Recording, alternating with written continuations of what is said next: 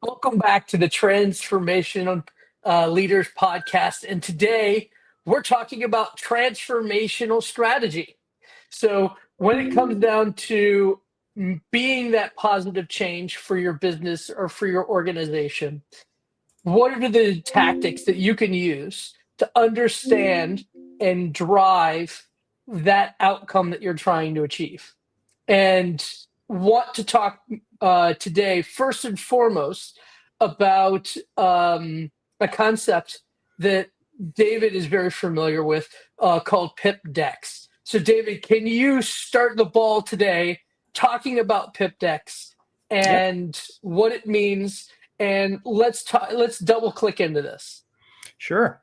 Thanks, Sean. I appreciate it. So I got a little bit of a presentation for you. And if you guys have questions for Sean and I, please leave them in LinkedIn, our group. We have that group that will give you the QR code towards the end of the broadcast. Also, just wanted to call out that there is some videos that I'm going to go ahead and play just to kind of bring some more context into what it is that I'm trying to talk about today, because it also helps. By no way are we affiliated with, do we make any money of? If you want to buy this product, it's something that I use. I actually physically have the copy right here. Inside of this deck or this box is the entire library for this Pip deck that we're going to show you. It has all these cards in here. But more importantly, besides the physical cards, they have a digital version of this. So if you're working remotely, work from home, which is what both Sean and I do, you can use this physically, if you're in the office. I like tangible items. So personally, I like the physical cards. But the digital twin version of it is pretty cool as well. So let me get into some of this and give a little bit of setup about some of the things that we're going to try to solve. So because we're talking about strategy and tactics about solving or working through strategy, I wanted to at least try to frame something so that this makes a little bit more contextual sense as opposed to just randomly blah, blah, blah talking about something. So if we look in the context of what this podcast is about, digital transformation and transformational leaders or leadership, today's problem is a traditional retail company struggling to compete with the e-commerce giants, probably Amazon, Walmart, etc. And maybe you're a small and mom and pop shop and you may have 50 to 100 employees, but you need to kind of move your e-com to the next level. And so it's all about enhancing your presence online. And so to do that, you've got the following initiative to formulate a digital strategic plan that's going to include upgrading not only your technology, but you want to really make sure you focus in on user experience, and you want to integrate an omni-channel retail type of methodology and experience in all of the tactics that you go through and that you use. And to do that, one of the things that you can do, and that's what we're focusing on today, is this Pip Deck challenge. And this will be the first video. It's about 3 minutes-ish long, 2.5, 3 minutes. But it really does a great job at explaining what Pip Decks is and does.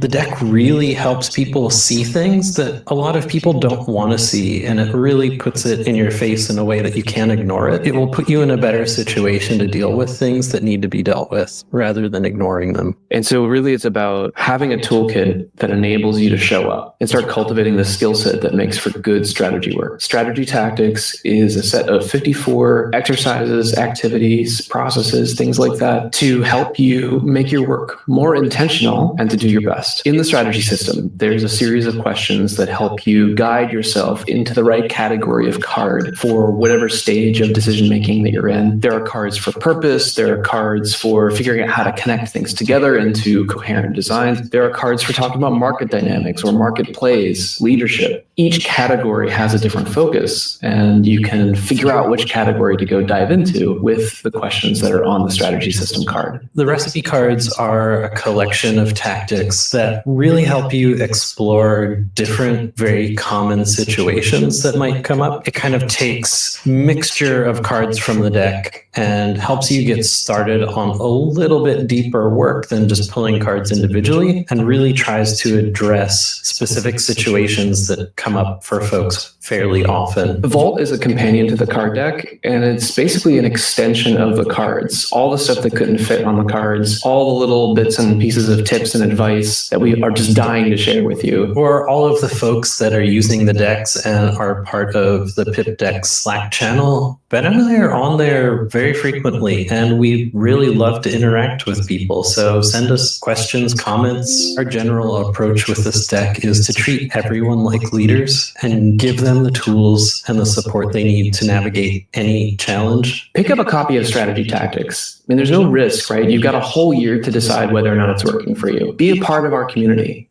We'd love to see you.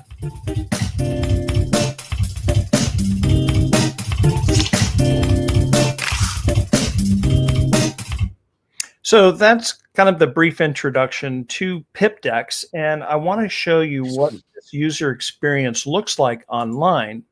But first, let me go back to the setup here. So again, this is the digital transformation framing that we have for today's setup, the problem statement and the initiative. So since we are getting started with Pip Decks, or at least trying to give an introduction to this framework and how you might use it, the first thing that you're going to want to do is use what's called these recipe cards. And the recipe cards are going to be a plethora of them, but I've narrowed it down to maybe the top 5 that would be helpful to help solve this particular initiative or this problem statement that we're trying to work through. And so here's all the different recipes. I'm going to pick on today's card being the small batch strategy.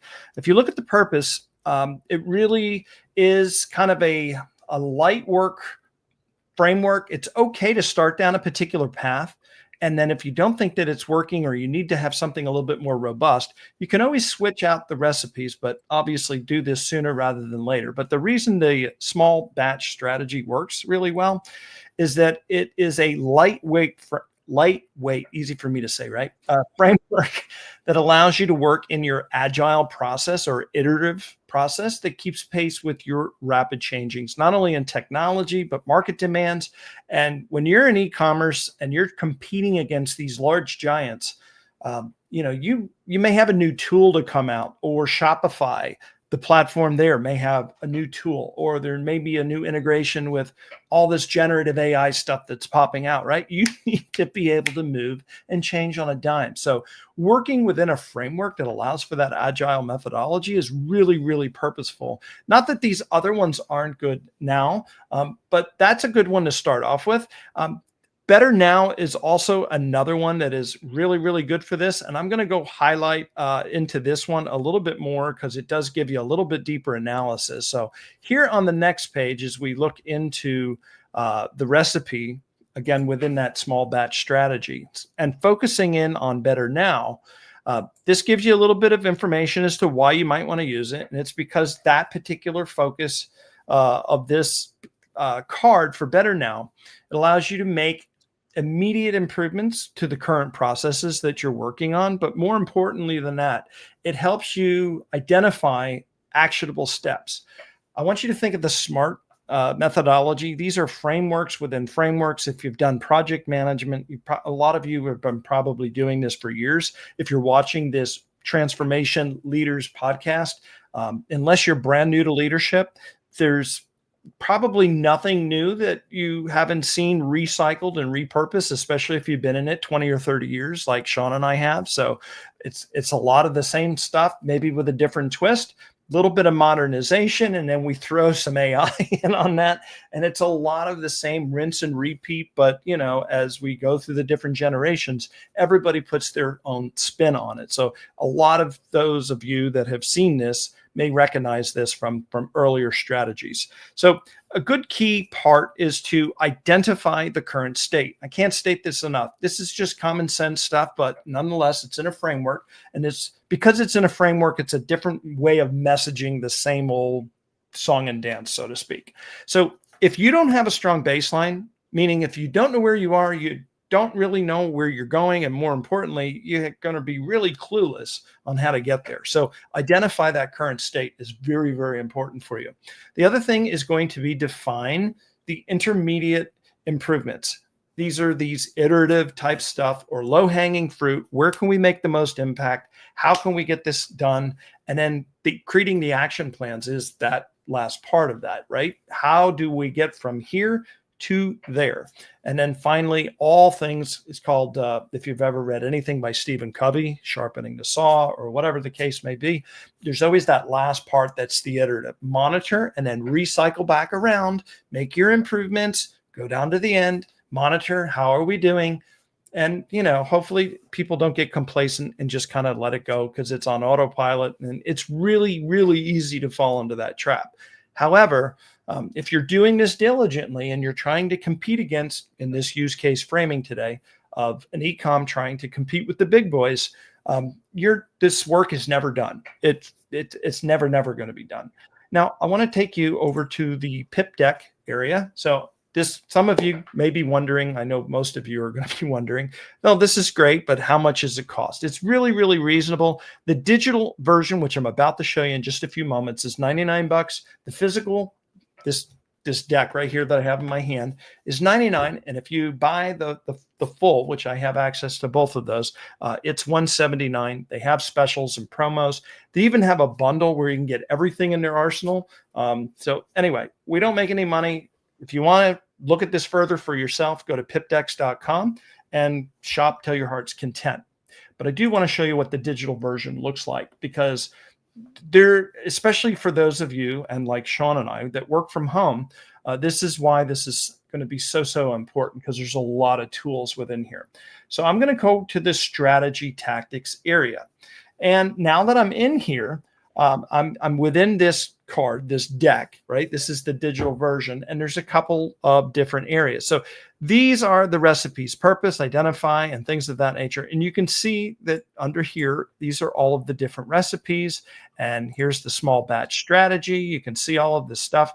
These are the different areas that you can drill into.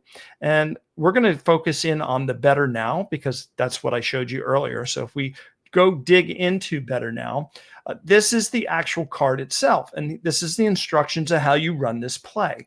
And you use this with your group, and you go through this exercise. Now, if we scroll to the bottom, this is another video. I'm going to play this at length when I'm done explaining it a little bit. And then after Sean and I have had a chance to at least talk about what we've talked about so far and unpack that a little bit more. But this will also get into the nitty gritty of this particular card, which will kind of round out what it is that we're talking about. But I want to digress and show you that there is this Miro template. This is so important because this is how you work through the exercise. Now, to be fair, if you have the free Miro account, you won't be able to use this facility. So there is the catch that not only do you have to have the Pip Deck to use this in your own way, you need to import the template, but Miro doesn't let you import templates unless you're a paid subscriber. So there's an additional cost of that as well. So before you buy the digital version, I will caution you that there's additional fees to come along for the ride, such as a Miro subscription,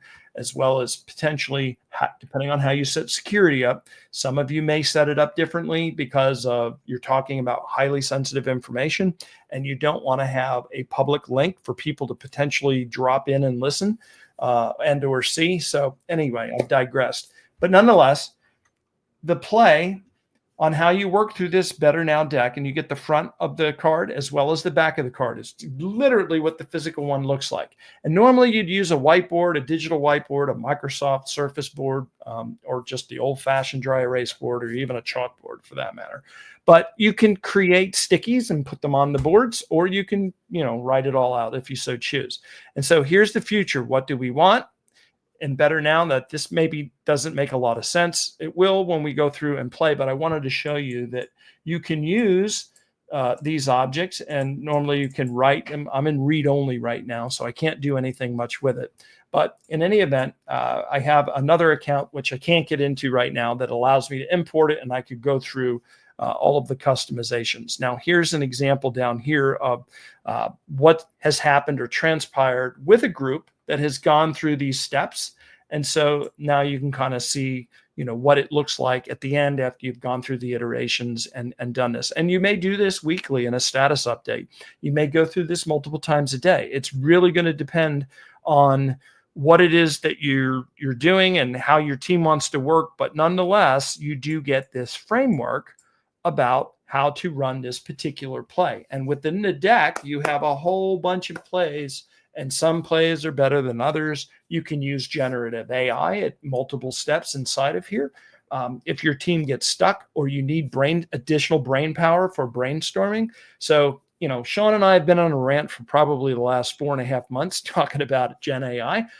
This is a great use case to bring a virtual agent into the conversation and use the context of some of this and export it and feed it in and upload it and just say, what are we missing? What other perspectives can we get? It'll just take everything to a whole nother level.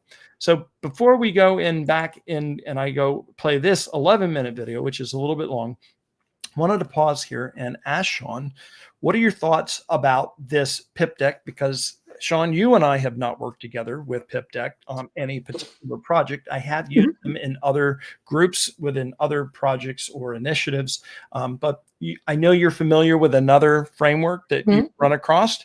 You can speak a little bit about that, or go ahead and speak a little bit about that before we dive into this, and kind of talk to people about some of the benefits, like why these types of tools in the toolbox are really good for transformation and digital transformation within their organization.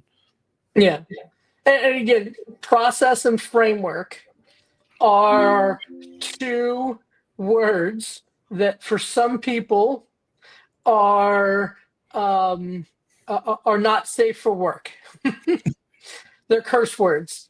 They're not, right? So process is what you have when everything doesn't work, right? That's what you have to fall back on. And again, if we all got to work and we all knew what we were doing and we all were well motivated, you wouldn't need process, right? But for most people, work is not their number one thing on their mind day to day, right? So process allows us to build things in and be able to handle the unexpected. And that's what this is about. Now, Pip Decks, I have not used professionally or personally. I read through all the material, and it is I see it as very much a paint by the numbers approach to transformation. It is very flexible. It is more conceptual than framework, which is great. For the people out there who are looking at process and want to start without using frameworks, without being specific, without trying to get everybody on the same page to use a framework, this is a great tool in the tool bag to go through and say, okay, when I'm building, what do I need to think about that I'm not thinking about? You never get in trouble for the things that are on your radar. You get in trouble because of things that aren't on your radar, right? And some people, in my experience, they would hire a person who is their antithesis, right? Somebody that is a nemesis that you can trust, right? And they will keep you honest. Some people just have a nemesis, and keep your friends close and your enemies closer. Exactly. Right.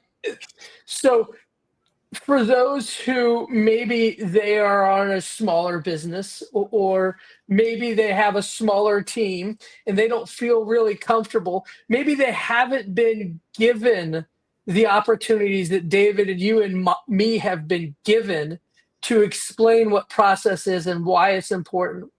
I think Pip Decks are great resource for you to read up and understand. This is how you get stuff done. You may call it a different way. You may apply it a different way. It isn't preachy as many other frameworks. But I think it's really powerful for those people who are open-minded and understand that to be successful, you must be well-rounded. Now, David, I know you and me are in the same boat on this. We're pretty well-rounded, have had different experiences, whether it be strategy consulting, running businesses, creating businesses, helping businesses, development. We've done it all. And for people like you and me, we have a lot of clients who depend upon our well-roundedness. But there are some people who do not have the same resume and expertise and experiences that you and me have. And this is a great resource for those people to get well-rounded. Now, my personal experience has been with a book called Traction. And it is about the EOS, Enterprise Operating System.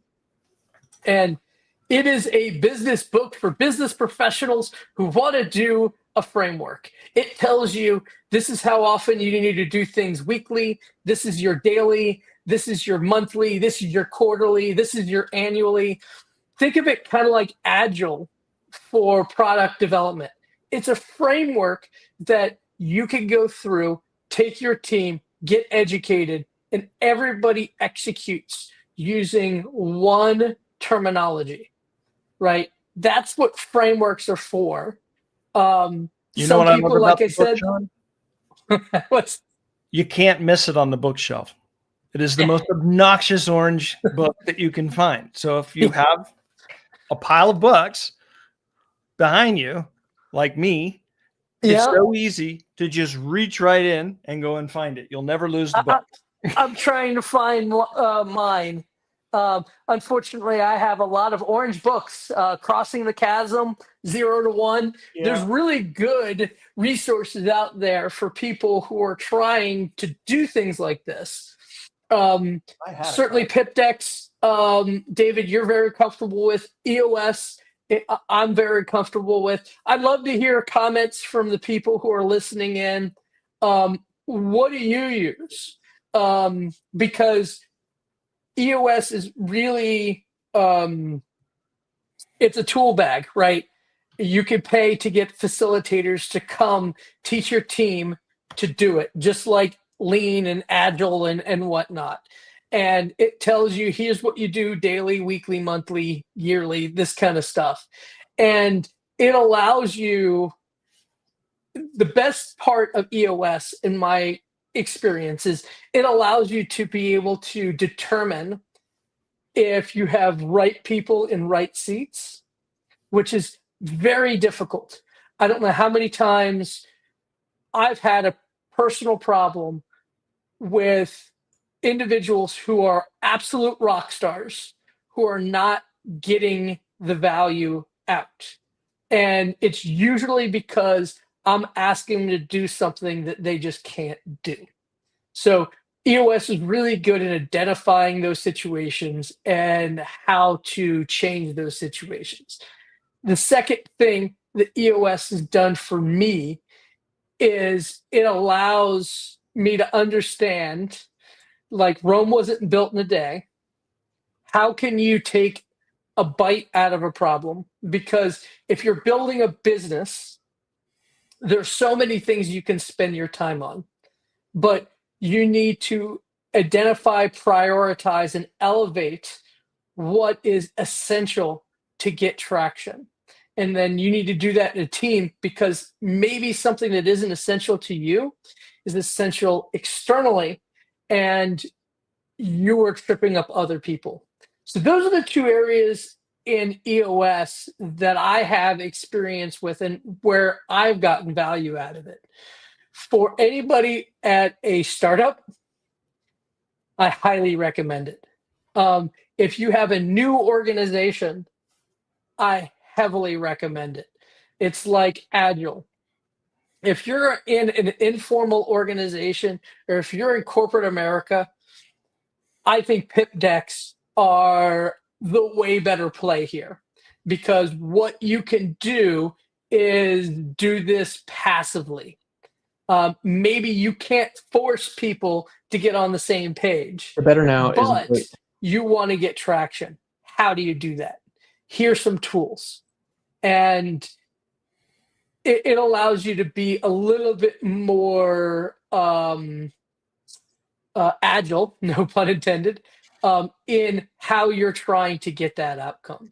But transformation is why I do what I do.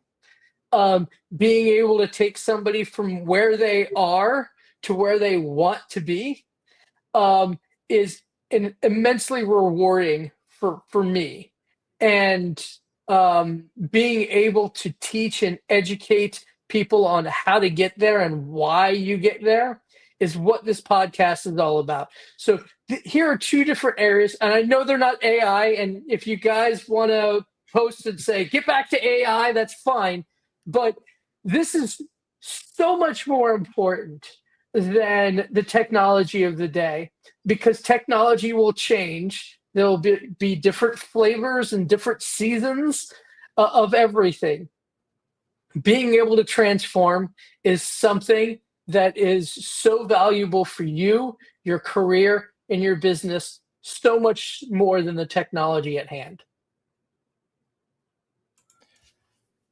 I thought there was, here it is right here.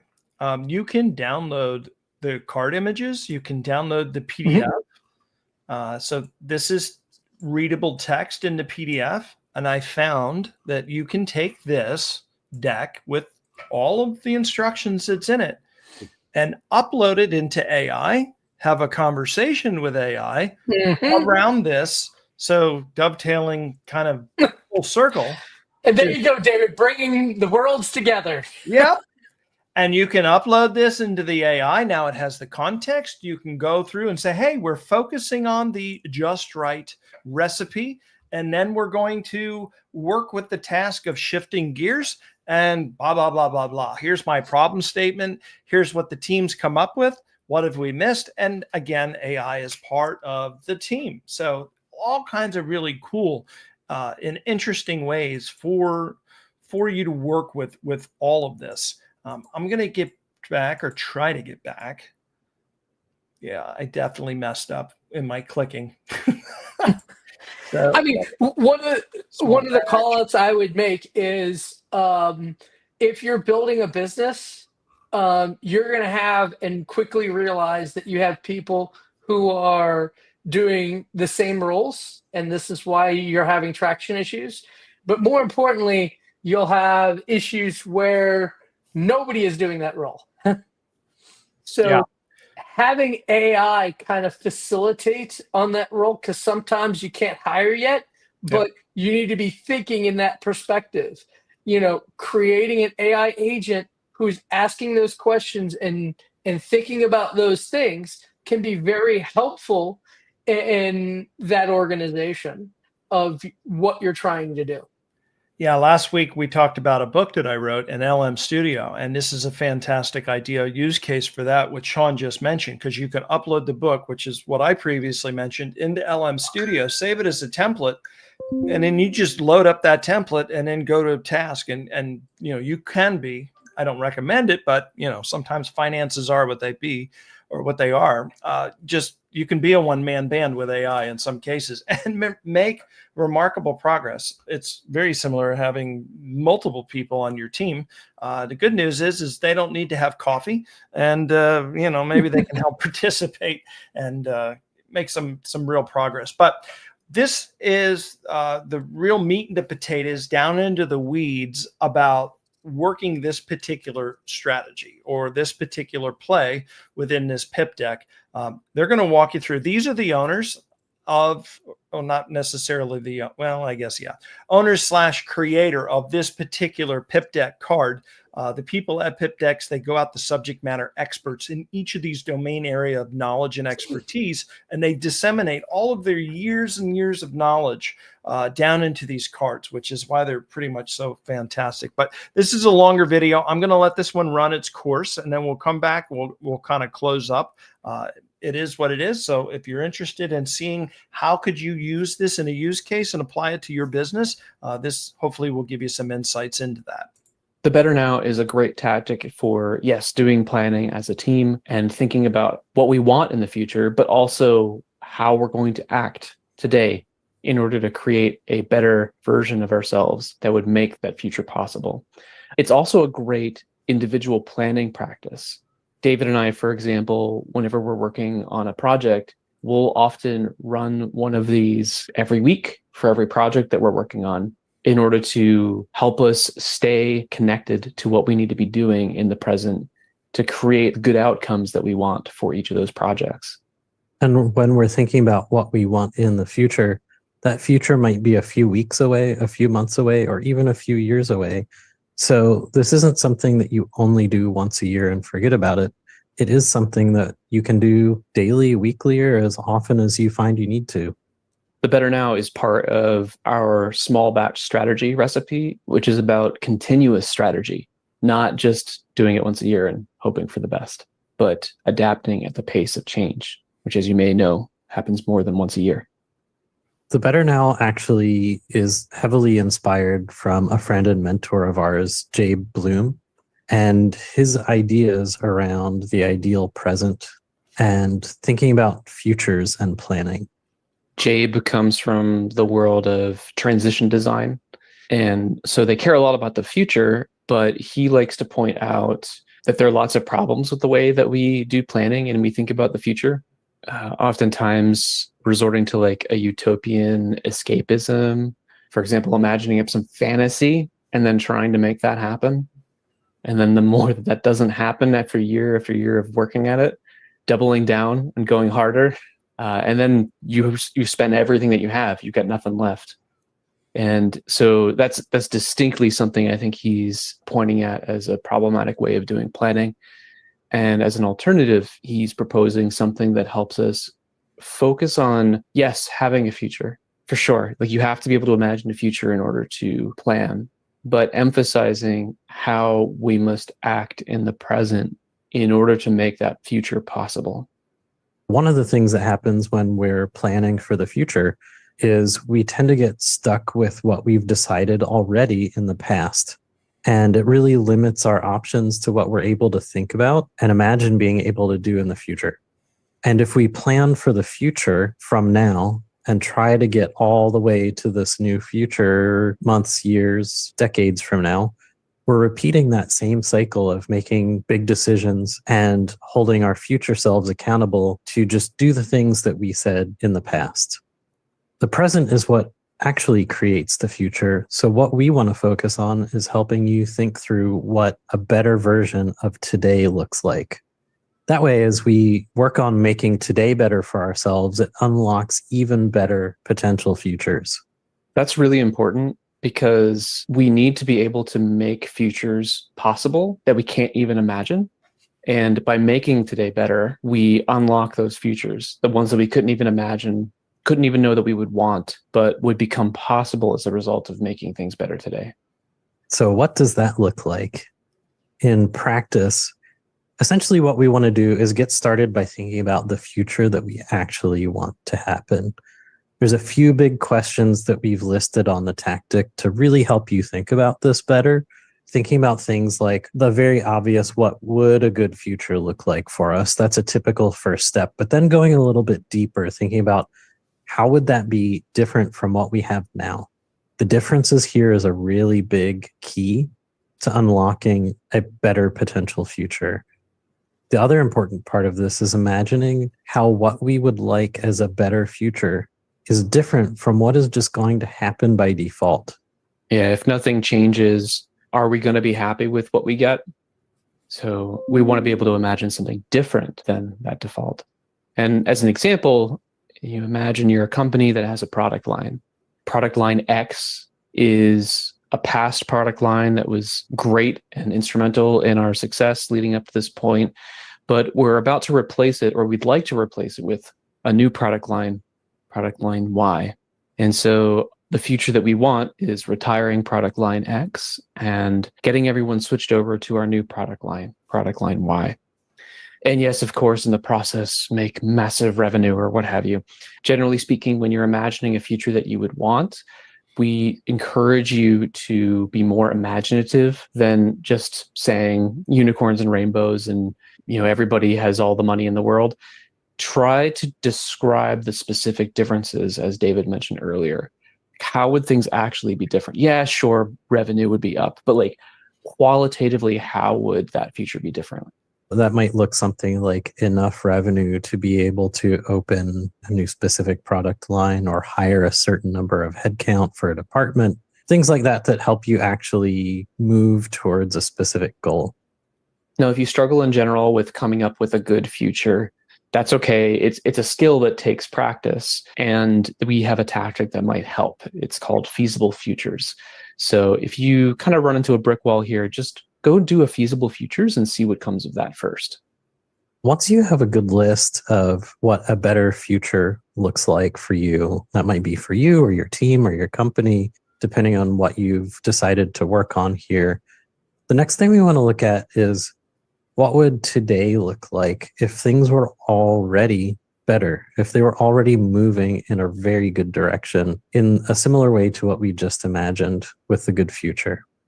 A trick that I like to use sometimes here is to just imagine that you had a friend working at a similar company and they're already doing things really well. Everything's going great for them, much better than it is for you in a lot of ways. And that friend's company is already going to be getting that future that you want. And imagine you're able to ask them, what are you doing today that is making things so great for you and your company, for you and your team, for you and the work you're doing? What are you literally doing right now? And how is that different from what I'm doing? And that'll give you a little bit of an idea of how to imagine what you could be doing differently today than what you already are doing in a better way, in ways that help you get towards the future that you're imagining, the future that you'd like to have. A tip when you're making a list of these is try to use the phrase, we would already blank. So for example, if we wanted in the future to be able to retire the product line X, in a better now, we would already be halting new sales of that product line. We would already have a transition plan to shift all our customers from product line X to product line Y over some number of years.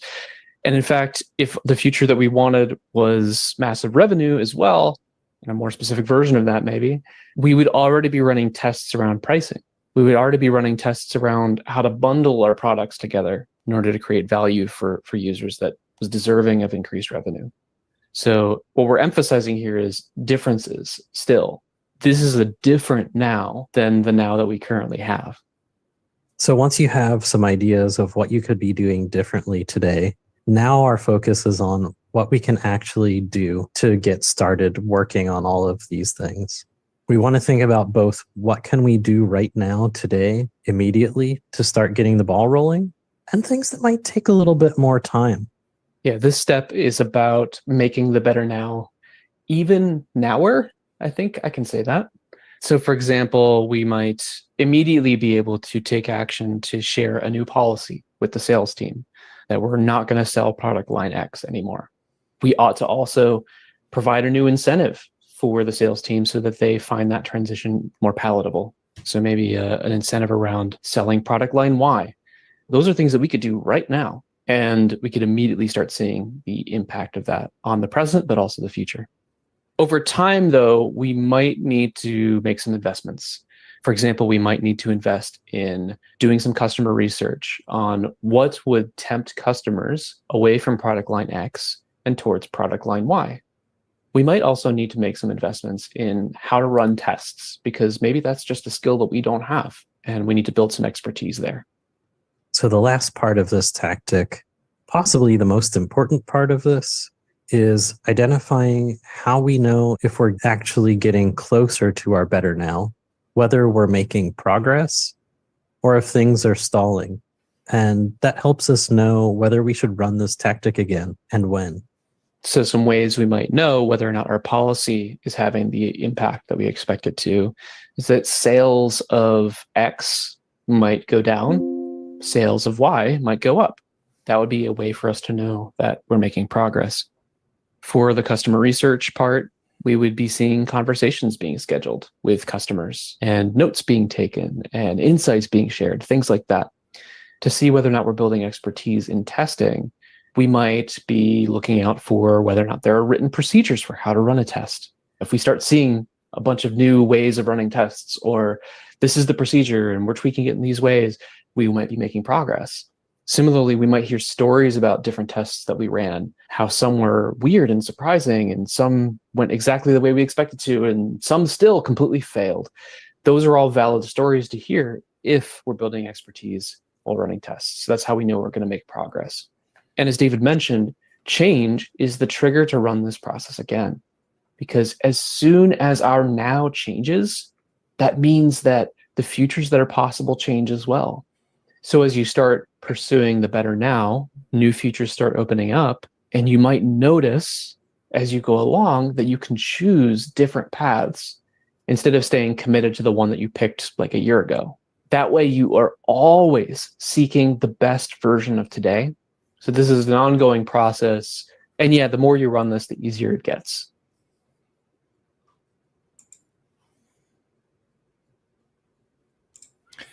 So hopefully that was insightful and helpful for what you guys have seen here today and what Sean and I talked about. And if we go back to the original setup and framing, you can see now how a better future might be for this retail company that's struggling to compete online with the giants. And so for this particular, fictitious company to, go ahead and move this out to a better now, you and or AI and or your team or combination of any of those above can start mapping that out. And that's just one tactic. There's many, many, many tactics in this book, or rather in this deck, for you to work through. And so you can use these frameworks, and Sean called out the EOS. I see that there's some comments that Sean and I have put out there for you guys. So make sure to check those out.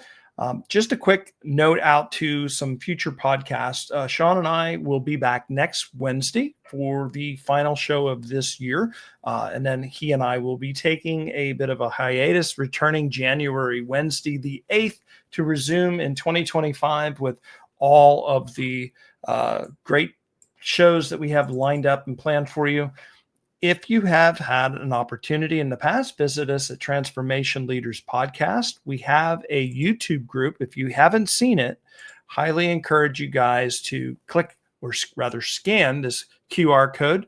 This QR code will take you out to our LinkedIn group page where you can join our group and can start asking lots of questions of fellow members, as well as Sean and I there. You can also look at Sean and I directly at LinkedIn and ask us any questions that you'd like to ask, and we're happy to go ahead and answer those for you. Sean, do you have any closing words within strategy and what folks could implement in your business? Again, this is why I say that today is never a better time to build. The amount of resources that you have from a strategy and a technology perspective should make all of our jobs easier, but more importantly, be able to enlarge in the window of what we can accomplish. I agree. All right. Well, we will see everybody back next Wednesday for the final show of the year. And that's it for this show. We'll see you next time. Thanks a lot. Bye-bye.